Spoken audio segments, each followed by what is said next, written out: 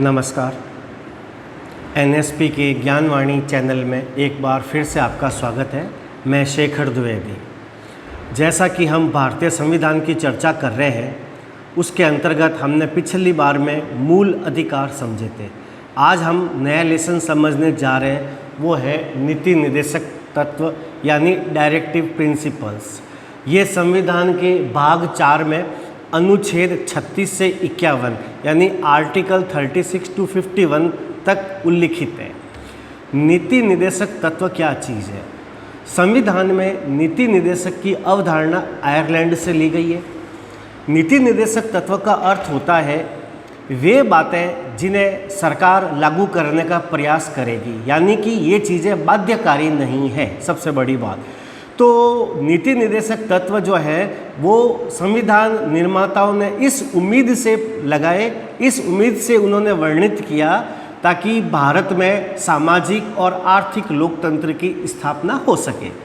अब नीति निर्देशक तत्व के अंतर्गत हम कुछ बातें समझेंगे, इसका स्वभाव समझेंगे, इसका नेचर समझेंगे।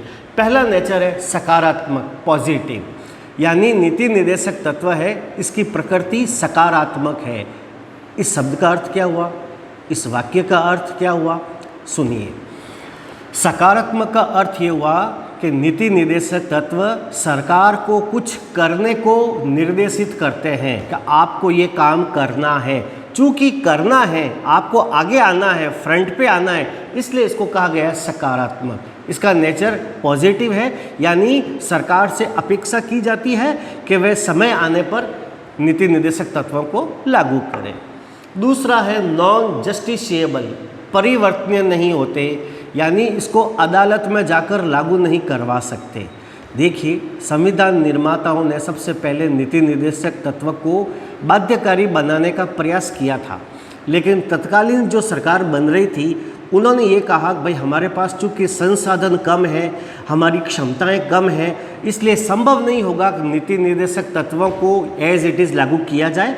हम प्रयास करेंगे कि ज्यों-ज्यों समय आएगा हम इन पॉइंटों को लागू करते रहेंगे, इसलिए इसको बाध्यकारी न बनाया जाए। इसलिए एक सजेशन के तौर पर हो गया, एक निर्देश देते हैं, इसलिए इसको न्यायालय में लागू नहीं करवाया जा सकता।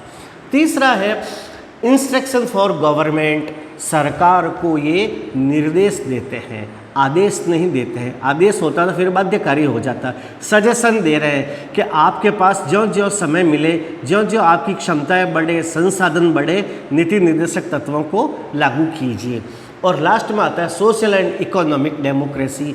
ये मूल अधिकार से इस मामले में अलग है कि मूल अधिकार हमें राजनीतिक लोकतंत्र की स्थापना करवाते हैं, जबकि नीति निर्देशक तत्व से सामाजिक और आर्थिक लोकतंत्र की स्थापना होती है।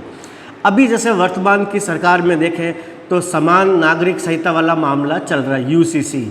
तो ये यूसीसी है, ये आर्टिकल 44 में अनुच्छेद 44 जो कि नीति निर्देशक तत्व के अंतर्गत है, इसमें ये कहा गया कि सभी धर्मों के लिए समान रूल होंगे, समान नियम होंगे। लेकिन आज़ादी के बाद पर इस पर कोई गौर किया नहीं गया। वर्तमान सरकार अब इसको लागू करने जा रही है, ऐसा मानस बन रहा है। इसलिए वो जो यूसीसी जो लागू होगा वो आर्टिकल 44 के तहत है और ये नीति निर्देशक तत्व में आता है। वैसे ही एक मिलती जुलती बात अनुच्छेद 48 में आती है। इसके आगे मैंने प्रश्नवाचक लगाया है क्योंकि अभी पता नहीं सरकार करेगी नहीं करेगी। 48 में ये आता है कि जो दुधारू पशु होते हैं उनका संरक्षण किया जाए। तो जो गौ हत्या निषेध को लेकर एक कानून बनाने की जो डिमांड समय समय पर उठती रहती है वो इसी आर्टिकल के तहत आती है। तो यदि गौ हत्या पर रोक लगा दी जाए तो ये संविधान सम्मत ही होगी, क्योंकि इसका उल्लेख आर्टिकल 48 में ऑलरेडी हो चुका है। तो नीति निर्देशक तत्व को आलोचक लोग एक नैतिक दस्तावेज भी मानते हैं कि कोरा मोरा एक नैतिक दस्तावेज है, लेकिन इसमें संविधान में ये लिखा गया है कि जिस समय सरकार के पास संसाधन उपलब्ध होंगे, उनके पास क्षमताएं होगी, तो नीति निर्देशक तत्वों को लागू करवाने का प्रयास किया जाएगा। तो अभी जो वर्तमान मोदी सरकार है उसके कई कानून ऐसे तैयार हो रहे हैं जिसका उल्लेख नीति निर्देशक तत्व में आता है। तो नीति निर्देशक तत्व मूल अधिकारों से कुछ बातों में भिन्न है। मूल अधिकार की प्रकृति नकारात्मक है, क्योंकि वो सरकार के कामों को रोक रहे हैं, वो पब्लिक के लिए है। मूल अधिकार नागरिकों को अधिकार देता है, लेकिन उस पर सरकार बैकफुट पर नजर आती है। नीति निर्देशक तत्व सकारात्मक है, सरकार फ्रंट पे नजर आती है कि आपको ये काम करने हैं। मूल अधिकार का उल्लेख संविधान के भाग 3 में है, नीति निर्देशक का उल्लेख भाग 4 में है। मूल अधिकार अमेरिका से लिए गए हैं, नीति निर्देशक तत्व आयरलैंड से लिए गए। मूल अधिकारों का उल्लंघन होने पर व्यक्ति न्यायालय जा सकता है, नीति निर्देशक तत्व का उल्लंघन होने पर व्यक्ति न्यायालय नहीं जा सकता, ये लिखा हुआ भी है।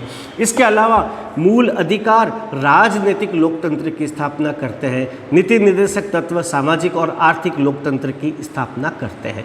तो नीति निर्देशक तत्व के अगर हम पॉइंटों को ढंग से समझें तो हमें मालूम चलेगा कि ये नियम भी हो सकता है आगे जाकर बाध्यकारी हो जाए, या संविधान में वो दर्जा, वो हैसियत प्राप्त कर ले कि उसका भी अगर उल्लंघन होगा तो व्यक्ति कोर्ट जा सकता है, अदालत जा सकता है।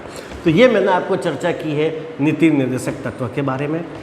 अगला हमारा जो टॉपिक होगा वो मूल कर्तव्य के बारे में होगा। नीति निर्देशक तत्व को पढ़ते समय आप आर्टिकल 36 से लगाकर 51 इनके थोड़े सीक्वेंस क्रम को अच्छे से पढ़िए कि पर्यावरण संरक्षण से संबंधित कौन सा है, कौन सा ऐसा आर्टिकल है जो वैज्ञानिक सोच को आगे बढ़ाता है। और इसी में अनुच्छेद 51 ये बड़ा महत्वपूर्ण है, ये अंतर्राष्ट्रीय शांति को प्रोत्साहित करने वाला है। यानी नीति निर्देशक तत्व में भारतीय संविधान में एक पॉइंट ऐसा भी है जो भारत की फॉरेन पॉलिसी को, विदेश नीति को टच करता है, वो होता है आर्टिकल 51। तो 51 में क्या है, 47 में क्या है, 40 में क्या है, इसके क्रम को आप निरंतर 2 बार 4 बार बार बार पढ़ते रहे। जो चीज़ आपकी नज़रों के आगे से जितनी बार गुजरेगी वो हमारे सबकॉन्शियस माइंड में रहेगी। और जब अगर क्वेश्चन ऑब्जेक्टिव फॉर्म में आते हैं ABCD रूप में, तो हम उसको अच्छे से कर पाएंगे, क्योंकि वो चीज़ आपकी 4 या 5 बार पढ़ी हुई है। अगर आपको कोई दिक्कत आती हो, आप कोई सवाल पूछना चाहते हैं, तो कमेंट बॉक्स में आप हमसे कांटेक्ट कर सकते हैं। तो ये थी चर्चा अब तक। अगली क्लास 2 दिन बाद। नमस्कार।